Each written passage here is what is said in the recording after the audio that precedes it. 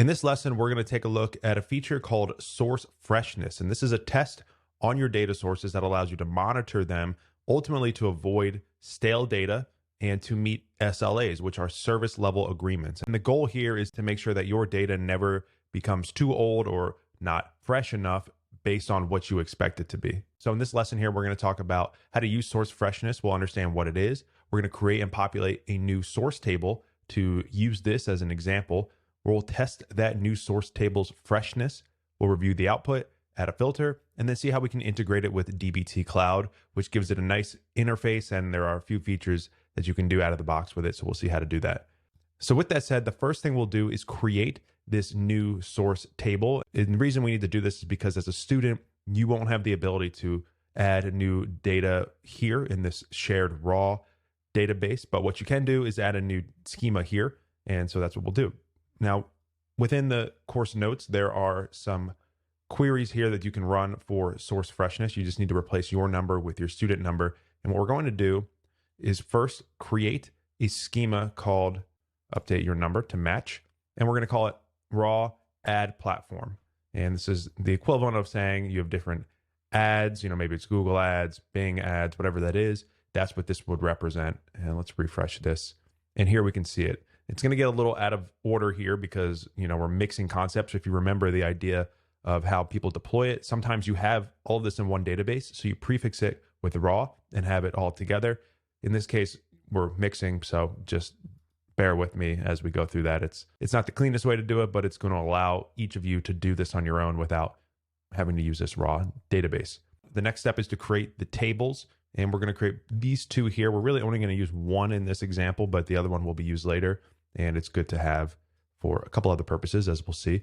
So create both of these tables. Make sure you update your number here. And create. Now you should have two tables within here. And here they are. They're empty. You can clear this out. And let's go to just this first insert and insert this data into just the ad performance hourly. We're not going to add data to the ads one just yet. We'll do that in the next lesson. But what this is doing is just adding some data with a created at timestamp of 2 days ago. And we'll use this to help us with checks and seeing how freshness can play into this. So insert this data here, select all from here just to see it. So the values themselves aren't as important at this moment. And most importantly is the created at. And this is a timestamp based 2 days before the current timestamp. And this Snowflake instance is based on Pacific time in the US. So that's why this is 3 hours behind my current time in the Eastern. And as we said here, the goal here of source freshness is to keep an eye on your data to make sure it doesn't get out of date. And if you do not want your models to run, if your source data is out of date, then this is a good idea to add this feature and run the dbt source freshness command as your first step. A lot of times things can go wrong with the data before it ever gets to you, and you don't even realize it until somebody points it out to you. So this is a great way for the data team to stay on top of it. Another caveat here is that dbt build does not include source freshness. Remember, it does include running, testing, seeds, stuff like that, but it will not include source freshness. So you need to do that as an extra step. Now, how do you actually add this? Well, within your source file itself, we're going to add a new configuration called freshness. And within that, we'll have settings to determine when you should get a warning and when you should get an error. And it's going to compare it based on this loaded at field, whatever we indicate. In our case, it's going to be that created at field. And basically, it's going to compare the created at to the current time and determine if it's within these thresholds. And if it is, it's either going to warn you or error. And if it's all good, then it's just going to pass. And like pretty much everything else in dbt, you can get down the ladder and get a little more strict. For example, if you keep it up here before you list the tables, this will be the default and will flow through to every underlying table. If you want to change it for a specific table, maybe this one's a little bit more strict in how updated, you can put it within the table and that will override this. And then you can also have a freshness null to indicate you want to skip it. You don't want to check freshness for a particular table, but everything else would use this. A lot of times this loaded at field is the same for most tables within a source. So that's why it's nice to do it here and you don't have to repeat yourself. Now let's go into our project and add this as a new source and start playing around with the source freshness. Back over to our project here, I'm going to go down to staging and create a new folder called add platform. We're just using generic terms here, obviously. And what we're going to do is, just like all the other ones, is add this sources YAML. Similar naming convention, prefix with the underscore, add platform, 2 underscores, sources.yaml. And this is the same as anything here. And this is an example also to just show you that even though we have this in a different spot, we can still declare it as a source and it's going to function as though it's a source, within here. It's just a pointer. So to be efficient here, I'm going to go down to the sources of this other payment app here, copy and paste it over for sake of time. In this case, instead of payment app, we're going to call this add platform. The database is not raw, and this time it's analytics 000 or whatever you have. The schema is raw add platform. And the tables we're going to look at are ads and add performance hourly. So I'll do ads, add performance hourly. Now we have this source here, and what we want to do is add a freshness check. Let's take a look again at the configurations here, and this is also in the course notes. And what we're going to do is add it under here. So all these are in the same schema, so it's okay to put it at this level. And we're going to put freshness, enter 2 spaces in, worn after, and within the brackets here, we'll do count. And this is obviously just a numeric value. And let's just keep it like they have it. And we'll say 12 period will be hour, but this could be hour or day or minute, depending on what you want. Now, instead of worn, let's also add an error after, and we'll say 24 hours. So what this is saying here is everything from here and below is expected to be no older than 12 hours ago. So when it runs this check, the most recent record, if it's older than 12 hours, it's going to warn. And if it's older than 24 hours, it's going to error. Now the loaded at field, we've spaced back out here. Loaded at field is the name of a column. And in our case, it's going to be created at. And this created at is actually in both of our tables. And remember, this is going to flow through to both, so we'll see what happens. All right, so let's run this now. We're going to do the command, which is dbt source freshness. And remember, the data we added is 2 days old, so that should error here. All right, so I'm getting an error here. I might have to move this below. Let's see. It looks like, let's do this instead and keep it by the database. Keep it online with this. Try again.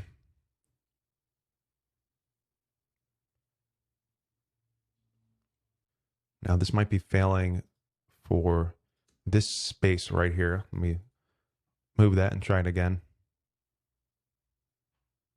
There we go. So it's very specific. You need to have that space there.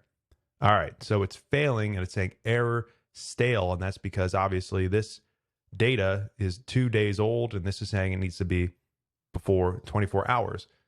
Now, the other question is, how does it know that? How is it actually testing it? Well, if we look at the documentation again, you go down. When you run this command, it's running a query that looks like this. Behind the scenes, it's compiling a query to say, get the max value of that field, of the loaded at field, which in our case is created at, as well as getting a snapshot at date. And the results of this query are compared to what you are expecting here to determine whether or not that fits within the conditions here. And if you go down to target, it compiles a new file called sources.json. If we open this up, right click and click format document to see it a little clearer, this is where it's storing it. So this is where it's understanding the snapshot at, it gets the max loaded at for a specific table, and you can see it's a source. And this is where it's keeping track of everything for you. And it's determining the difference between the max loaded at and the snapshot it at to determine this time. And based on that difference there and what the criteria is, it's going to determine the status. So whether it's an error, failure, pass, etc. And this is where that gets compiled and stored. So with that said, let's see a few other things here. Let's see what happens if we adjust this. Let's say instead of 24 hours, we say 24 days. Would it still pass or would it still fail? Or would we get a warning? What would that look like? Now we're getting a warning. So it's not failing, but it's getting a warning. And if we look back over here, let's just resets itself. Here we can see it got updated to warning because that is within these settings. This one is getting an error stale because there actually is no data there. So what we can do is make use of this idea here, freshness null for ads, because we're not going to use that right now. So we'll say freshness null so that it skips it. And if we run this again, it should skip the test for ads, and we should only get one. And there it is. Let's now see what happens if we add some new data and it's now updated. So imagine we had this here. The most recent data was 2 days old, but now we want to add more data. Imagine this is a new run. So you can grab the next data here, the next insert statement, and let's paste this in here, and you're going to need to update the number. And what this is doing is inserting data, but we're saying the created at is 6 hours ago. But in a real scenario, this could be happening every hour, every day, whatever the scenario is. And now we're saying this has been inserted. So let's run this. And if we look at our data here, now we have stuff that's a little bit more recent right here. And if we do DBT source freshness again, we would expect this to pass because it should be within 12 hours. It should be just 6 hours ago.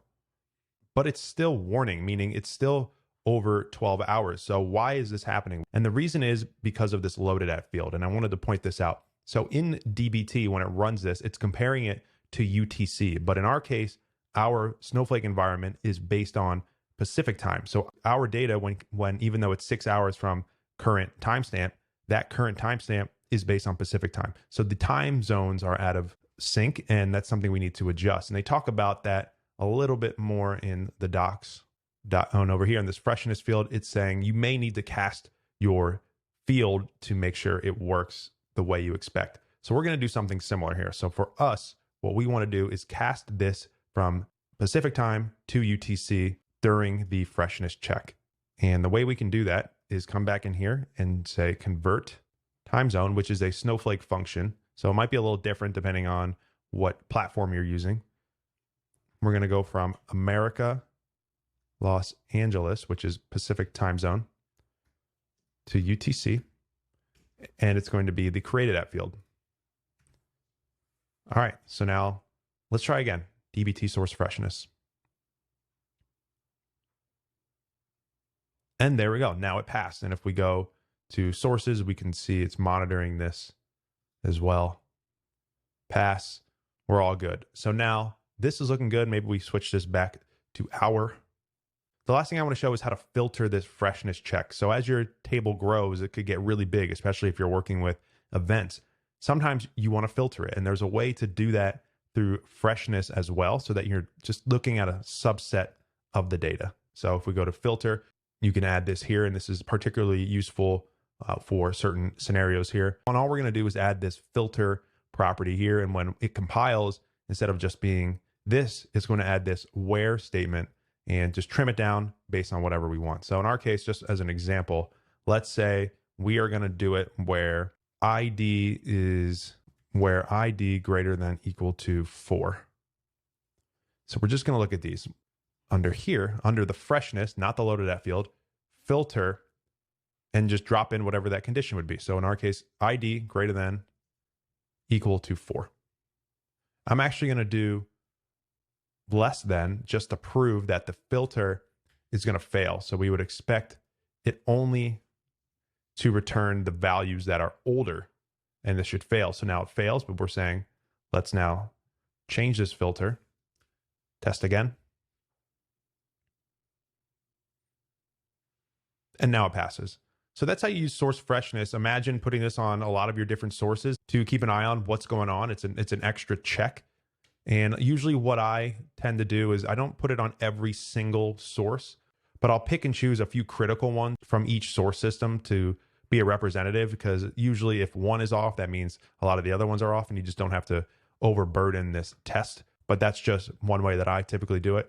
Next, we'll take a look at how to integrate this with dbt Cloud so you can see it in the user interface and connect it to some of your jobs.